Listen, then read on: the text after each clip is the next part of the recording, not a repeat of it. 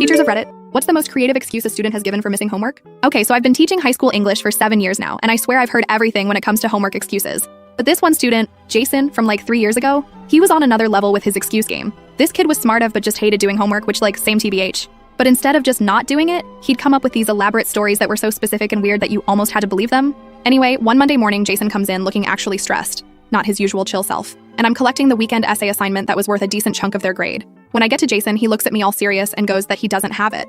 I'm like, okay, Jason, what is it this time? Expecting something quick. But no, this man launches into the most detailed story I've ever heard. Apparently his grandma has this African gray parrot named Anthony that she's had for like 20 years. The parrot can talk and mimic sounds and stuff. Jason says he finished his essay Sunday afternoon and printed it out at his grandma's house where he was staying for the weekend. He left the essay on the kitchen table while he went to help his grandma bring in groceries. When he came back, Anthony had somehow gotten out of his cage and was just shredding his essay. Not eating it, shredding it, methodically, into tiny pieces. Jason said he tried to save it, but the parrot had this weird vendetta against his homework specifically, and destroyed the whole thing before he could stop it. He said he tried to reprint it, but his grandma's printer ran out of ink, and he didn't have his essay saved anywhere because he'd written it on his grandma's ancient desktop computer that crashed right after he printed it. I was like, sure, Jan, this is next level even for you. I told him he had until tomorrow for half credit.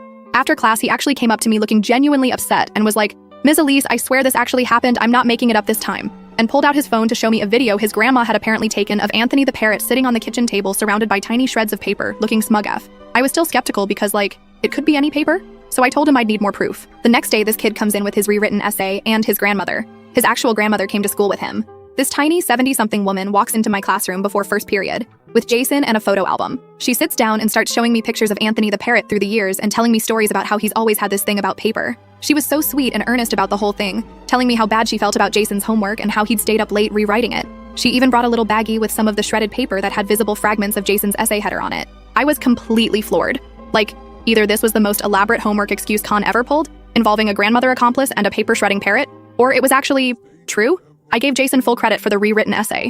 What else could I do?